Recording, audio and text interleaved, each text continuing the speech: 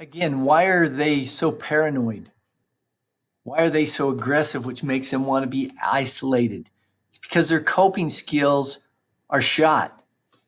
You know, if you, for example, are kind of shy and you drink and it makes you less shy, then when the alcohol wears off, you're even more shy.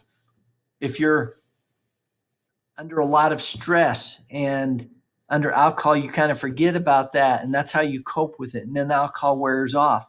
Then when it does wear off, you're even more stressed. And you become very paranoid because so many brain cells have been destroyed. You could see, for example, if you were to walk in a park down in Salt Lake where, let's say, there's a lot of alcoholics, that would be a very dangerous situation because if you were to stare at that alcoholic, they might think you're from outer space and going to suck out their brains, or that you're a member of the government that's out to get them. They become very paranoid and consequently very aggressive. And so because of that, there are all those things that we mentioned, they become very isolated.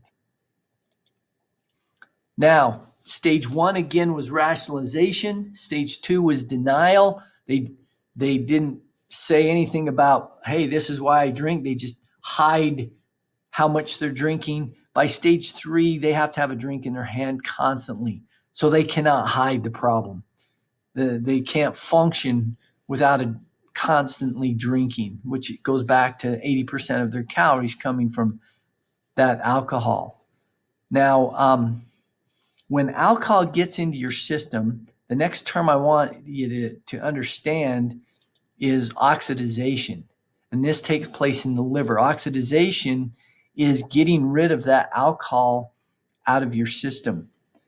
So, for example, it's changing alcohol, that liver is, because alcohol is a poison. Our bodies are incredible. They're always trying to take care of us, even when we don't take care of us. And so it's trying to get the alcohol out of our system. And the liver does that by changing the alcohol to water, carbon dioxide, and a small amount of energy. So small, it's considered empty calories. Again, as we talked about before.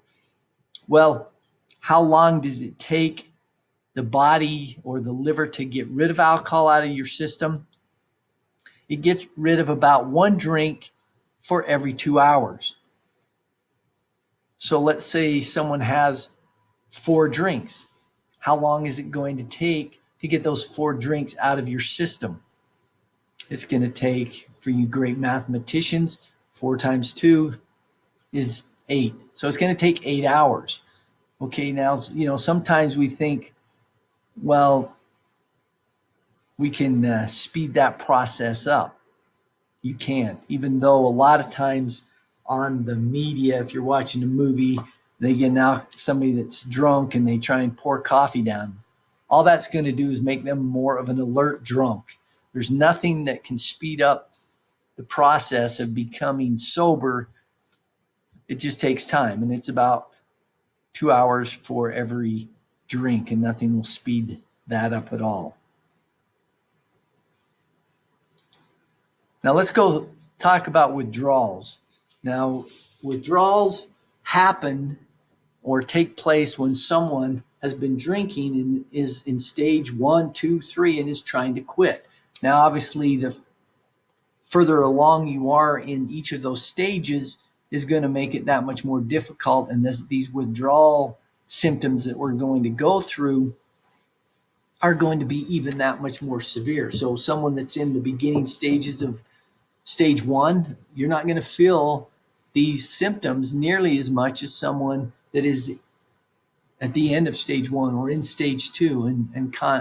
And conversely, if you go into stage 3, then the withdrawal symptoms that we're going to go through are even more severe. So let's go through these withdrawal symptoms.